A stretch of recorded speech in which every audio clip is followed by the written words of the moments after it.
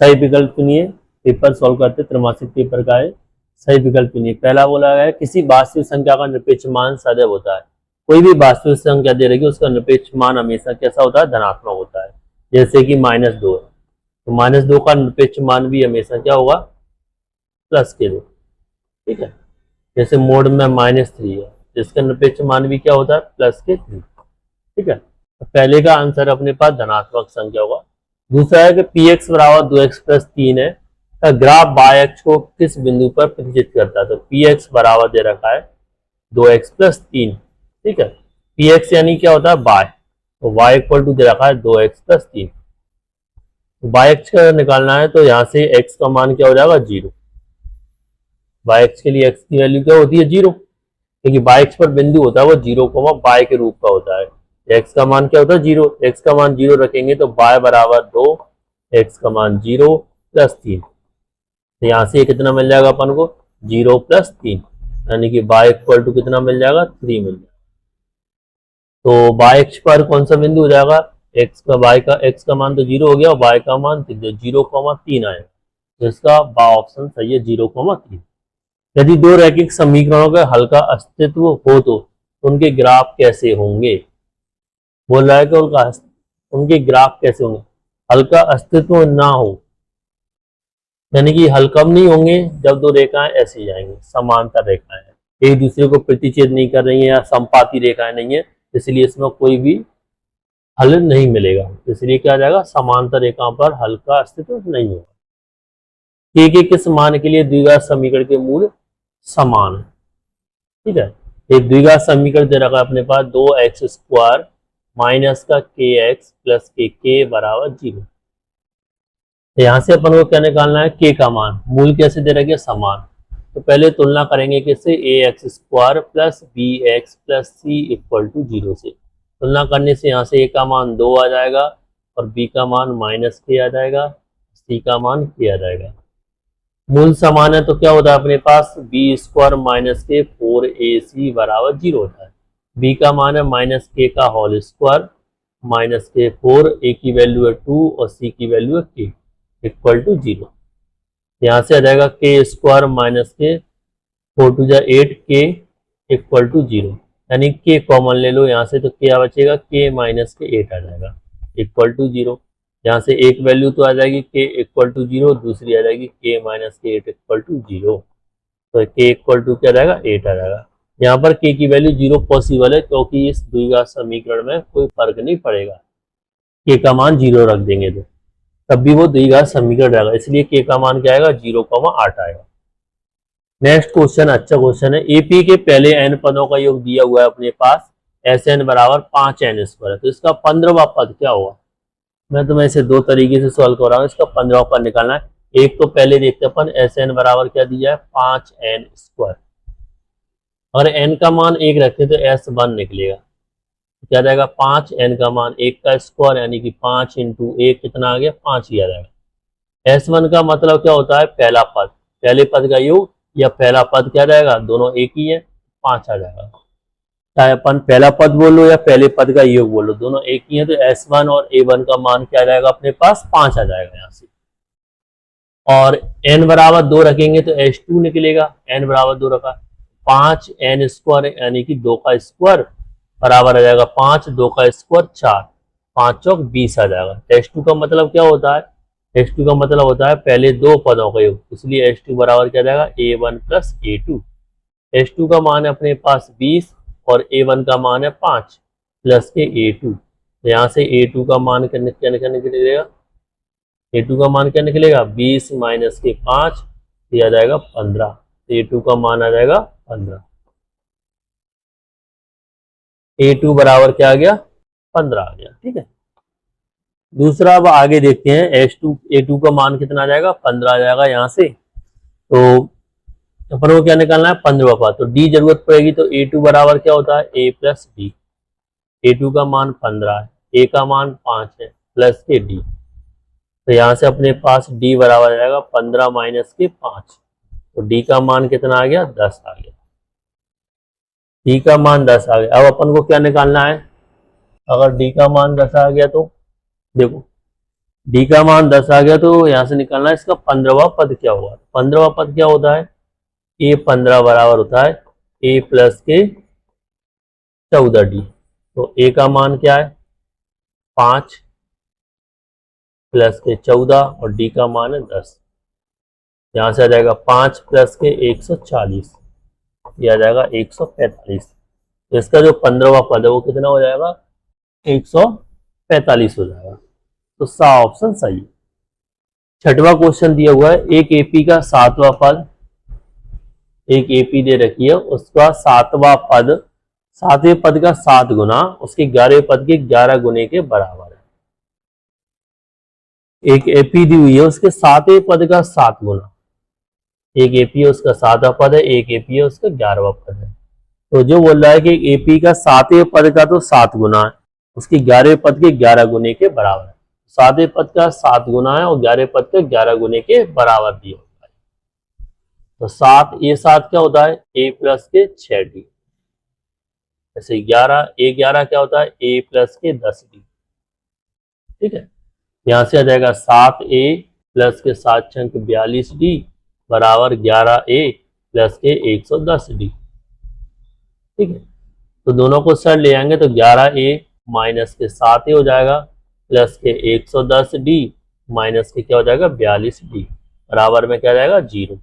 11 में 7 ए गया 4 ए 110 में से 42 गए तो 68d आ जाएगा बराबर 0।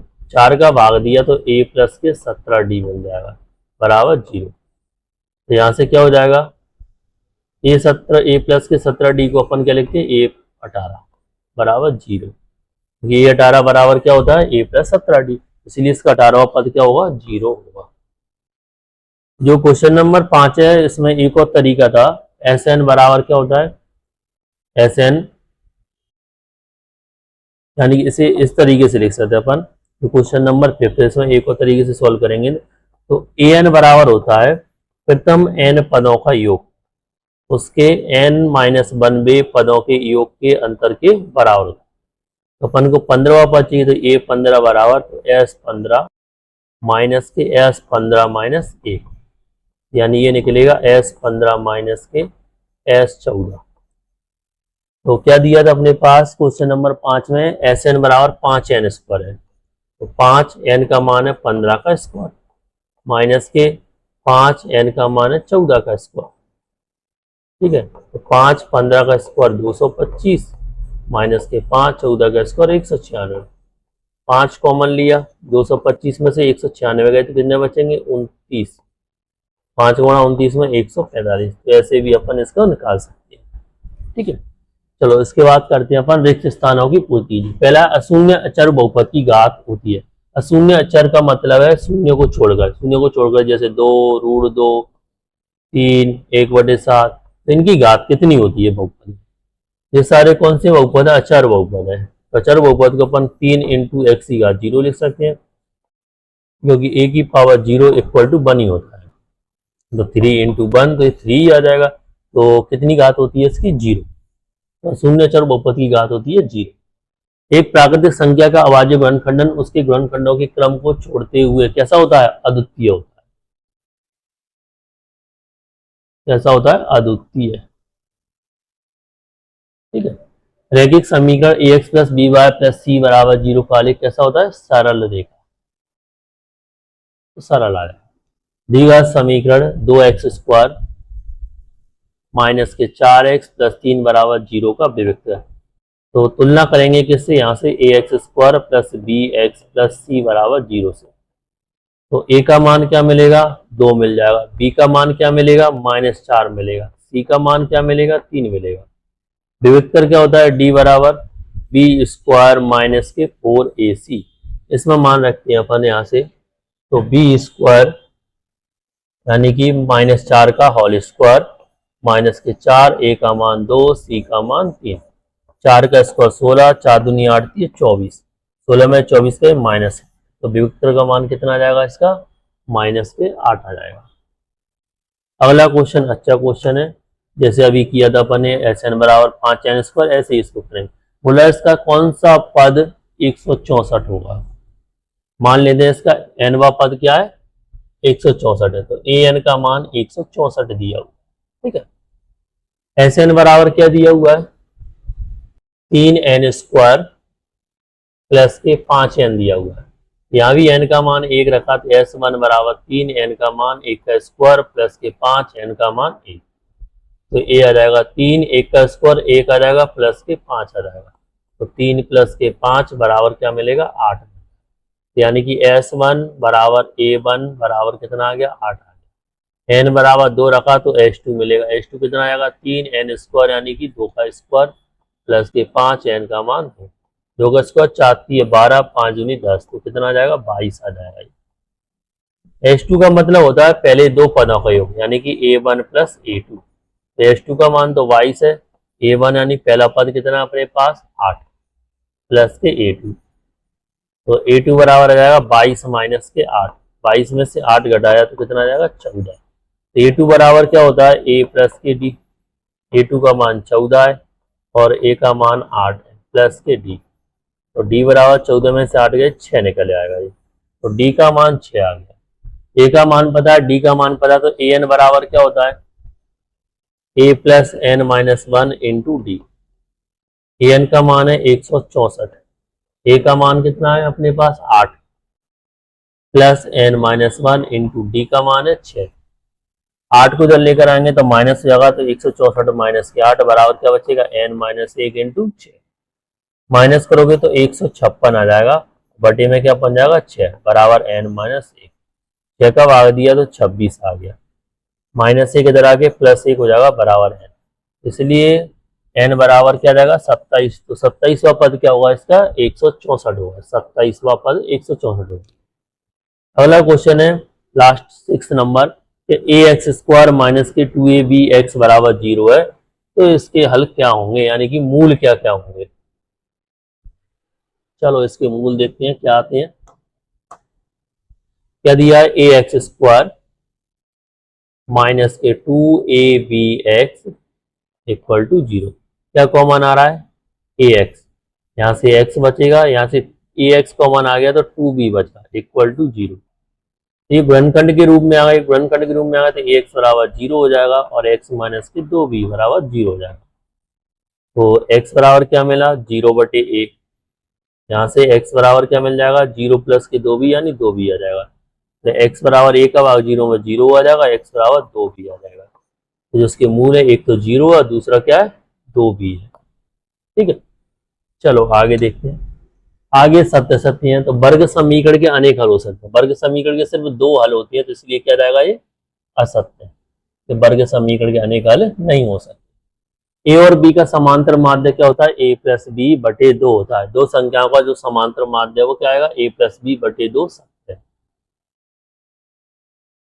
अगला एक धनात्मक पूर्णांक संख्या सम या विषम हो सकती है। पूर्णांक संख्या में दोनों आती है, सम और विषम, जैसे कि 1 2 3 4 ये पूर्णांक संख्या अपने पास। पूर्णांक संख्या क्या होती है, माइनस के अनंत से प्लस के अनंत तक। तो इधर से क्या जाएगा अपने पास, ऐसे ही माइनस के 3 माइनस के 2 माइनस का 1 0 1। इसमें जैसे कि 2 4 ये क्या हो जाएंगे अपने पास, सम संख्या हो जाएंगी, 0 -2 -4 और 3 -3 -1 1 3 5 ये कौन सी हो जाएंगी, विषम संख्या। इसलिए दोनों ही होती है, एक धनात्मक पूर्णांक सम और विषम हो सकता है। एक द्विघात बहुपद की अधिकतम 3 शून्य होते हैं। एक द्विघात बहुपद, द्विघात बहुपद की अधिकतम घात 2 होती है, तो इसलिए उसके शून्य कितनी होती है, 2 होती है। तो ये बोल रहा है कि 3 शून्य होती है, तो क्या जाएगा, असत्य आ जाएगा। ठीक है, ये अपने पास सत्य होगा। तो ये धनात्मक पूर्णांक सम या विषम हो सकता है, सत्य। समीकरण का प्रत्येक हल उसको निरूपित करने वाली रेखा पर स्थित क्या होता है, एक बिंदु होता है। ये बोला है समीकरण का जो हल होता है वो एक रेखा पर स्थित, यानी पहली बात तो ये ध्यान से समझना कि एक रैखिक समीकरण यानी समीकरण का निरूपित करने वाली क्या होती है, एक रेखा होती है। ठीक है, समीकरण का जो प्रत्येक हल है उसको निरूपित करने वाली रेखा पर स्थित एक बिंदु होता है। इस रेखा पर कितने बिंदु होंगे, ऐसे इस रेखा पर अनंत बिंदु होंगे। तो हर बिंदु क्या होता है, इस समीकरण का क्या होगा, हल होगा। हर बिंदु क्या होता है, समीकरण का हल होता है। इसलिए अपन बोलेंगे ये क्या सत्य है। प्रथम 10 प्राकृतिक संख्याओं का योग 56 है। तो प्रथम 10 प्राकृतिक संख्याओं के 56, ये कितना होता है 1 से 10 तक जोड़ेंगे अपन तो 50 आएगा, 1 plus 2 plus dot dot plus 10, ये 55 आएगा। तो प्रथम 10 प्राकृतिक संख्याओं का योगफल कितना आएगा 55। ये बोला है कि 56 है तो इसलिए क्या जाएगा असत्य। ठीक है, नेक्स्ट इसके बाद मैचिंग करते हैं इसमें। तो ये बी स्क्वायर माइनस 4ac है, तो इसका क्या होगा 0 से बड़ा है तो असमान वास्तविक मूल आ जाएगा। ठीक है, या भिन्न भिन्न वास्तविक मूल। बी स्क्वायर माइनस 4ac 0 से छोटा है तो कोई मूल्य नहीं। बी स्क्वायर माइनस 4ac बराबर 0 तो मूल कैसे होंगे समान वास्तविक। अद्वितीय है तो प्रतिच्छेदी रेखाएं होती हैं, इसे अपन अद्वितीय बोलते हैं। a1 बटे a2 बराबर b1 बटे b2 बराबर नहीं है सिंगल, तो क्या होगा समांतर रेखा हो जाएगी। ठीक है, यानी कि कोई हल नहीं है। जब तीनों बराबर होते हैं तो रेखाएं कैसी होती है संपात, यानी अपरिमित रूप से अनेक। एक वाक्य में सॉल्व करते हैं। अंकगणित की आधारभूत प्रमेय लिखिए, तो क्या होती है प्रत्येक भाज्य संख्या को अभाज्य संख्याओं के गुणनफल के रूप में व्यक्त किया जा सकता है तथा यह गुणनखंडन अभाज्य गुणनखंडों के आने वाले क्रम के बिना अद्वितीय होता है। ये अंकगणित की आधारभूत प्रमेय है। प्रमेय 1.1 द्विघात बहुपद किसे कहते हैं? ऐसा बहुपद जिसकी उच्चतम घात 2 द्विघात बहुपद में क्या हो उच्चतम घात 2 द्विघात बहुपद कहलाता है। उसके बाद दिया द्विघात समीकरण ax² प्लस के bx प्लस सी, तो ax² प्लस bx प्लस सी बराबर 0। बोल रहा है कि इसमें विभक्तर b² माइनस के 4ac बराबर 0 है। अपन को पता है कि द्विघात सूत्र क्या होता है, x बराबर minus b plus minus root में b² माइनस के 4ac बटे 2 है। यहाँ से आ जाएगा माइनस के b प्लस माइनस इसकी वैल्यू रूट में 0 बटे में 2, a का मान यही, तो माइनस के b प्लस माइनस के 0 बटे 2 है। प्लस चिन्ह लेंगे तो क्या आएगा माइनस b प्लस 0 अपॉन 2 है। माइनस चिन्ह लेंगे तो क्या आएगा माइनस b माइनस 0 अपॉन 2 है। तो 0 को माइनस करो या प्लस करो कोई फर्क नहीं पड़ेगा, तो माइनस के b अपॉन 2 आ जाएगा और माइनस के b अपॉन 2 आ जाएगा। ये होंगे इसके हल। चलो अगला क्वेश्चन है पांचवा। पांचवें क्वेश्चन को भी अपन दो तरीके से करेंगे इसका, क्योंकि बहुपद निकालना है। शून्य के दिए हुए हैं, तो पहला शून्य क्या दिया है 2 प्लस रूट 3, यानी x बराबर एक शून्य दिया 2 प्लस रूट 3 और एक शून्य दिया x बराबर 2 माइनस के रूट। अगर तुम इसे इधर ले आओगे तो क्या होगा x माइनस 2 माइनस रूट 3 आ जाएगा, और ये क्या जाएगा x माइनस के 2 प्लस के रूट 3। ये क्या होगा उस बहुपद के गुणनखंड होते हैं। बहुपद गुणनखंड होते हैं तो अपन बराबर 0 करेंगे तो शून्य निकल आएंगे, तो इन दोनों का गुणा कर दो तो बहुपद निकल आएगा x। तो यहाँ से आइडेंटिटी बन जाएगी, ये हो जाएगा a, ठीक है, और ये वैल्यू हो जाएगी b की। तो क्या होता है a plus b into a minus c, a square तो x माइनस 2 का होल स्क्वायर माइनस के b स्क्वायर यानी रूट 3 का whole square. A minus b का होल स्क्वायर तो पहले का स्क्वायर एक्स स्क्वायर, इन दोनों का गुणा करेंगे 2x का दोगुना 4x आ जाएगा, 2 का स्क्वायर 4 बराबर रूट 3 का स्क्वायर 3। तो क्या जाएगा x square minus 4x plus के 4 माइनस 3, ये मिलेगा x square minus 4x plus का 1। तो ये क्या होगा द्विघात बहुपद होगा। ठीक है, तो पांचवे का आंसर क्या होगा अपने पास एक्स स्क्वायर माइनस के 4x प्लस 1 होगा। इसके मूल क्या होंगे माइनस के b upon 2a comma minus के b अपॉन 2a होगा। ठीक है, चलो नेक्स्ट क्वेश्चन है, तो एक और रह गया फोर्थ नंबर। फोर्थ में दिया है b² माइनस 4ac का मान एक पूर्ण वर्ग संख्या था, मूल क्या होगा। फोर्थ वाले में बोला है कि b² माइनस 4ac का मान क्या है एक पूर्ण वर्ग संख्या। पूर्ण वर्ग संख्या होती है जो स्क्वायर होता है कोई, जैसे 1 का स्क्वायर 1, 2 का स्क्वायर 4, 3 का स्क्वायर 9, 4 का स्क्वायर 16, इन्हें पूर्ण वर्ग संख्या कहते हैं। अगर मान लो माइनस यानी द्विघात क्या होता है अपने पास x बराबर minus b plus minus root में b² माइनस 4ac बटे 2a। ठीक है, तो यहां से अपन कुछ मान रखते हैं, जैसे कि इसका मान रखा अपन ने माइनस b का मान कितना रखा 2 मान लो, प्लस माइनस रूट में जो संख्या होगी वो तो पूर्ण वर्ग संख्या होगी, मान लो 9 ले लिया बटे में 2, a का मान मैंने 1 ले लिया, क्या निकला माइनस 2 प्लस माइनस रूट 9 से क्या निकलेगा बाहर 3 आ जाएगा बटे 2। जब इसे सॉल्व करेंगे तो क्या मिलेगी परमेय संख्या, इसलिए इसके मूल क्या होंगे, बी स्क्वायर माइनस 4ac का मान एक पूर्ण वर्ग संख्या, तब मूल कैसे होंगे, परिमेय संख्या होंगे, परिमेय संख्या। समांतर श्रेणी किसे कहती है, एक समांतर श्रेणी संख्याओं की एक ऐसी सूची है जिसके प्रत्येक पद पहले पद के अतिरिक्त अपने पद में निश्चित संख्या जोड़ देने पर प्राप्त होता है। एक क्वेश्चन नंबर थर्ड है ना, थर्ड नहीं, question number fifth. Question number fifth का एक तरीके से सॉल्यूशन और देख लो, और एक और तरीके से देखो बहुपद क्या निकलेगा इसका। दो शून्य के अपने पास 2 प्लस रूट 3 और एक शून्य के 2 माइनस रूट 3। तो अपन ऐसा करते हैं, शून्यों का योगफल निकाल लेते हैं। योग निकालेंगे तो इन दोनों को जोड़ देंगे, जोड़ेंगे तो रूट 3 से रूट 3 कट जाएगा, 2 और 2 4 आ जाएगा। गुणनफल करेंगे तो 2 माइनस के रूट 3 इंटू रूट 2 प्लस के रूट 3। तो ये आइडेंटिटी बन गई, ए प्लस बी माइनस बी, ए स्क्वायर यानी 2 का स्क्वायर, बी स्क्वायर यानी कि रूट 3 का होल स्क्वायर, 2 का स्क्वायर 4 माइनस 3 बराबर 1। तो द्विघात बहुपद क्या होता है, एक्स स्क्वायर माइनस शून्यों का योगफल यानी alpha plus beta into X plus शून्यों का गुणनफल अल्फा इंटू बीटा। तो X square minus alpha plus beta यानी शून्यों का योगफल कितना निकला 4, तो 4 एक्स, शून्यों का गुणनफल कितना निकला 1, ये आ जाएगा। ठीक, इस तरीके से भी निकाल सकती हो। ठीक है।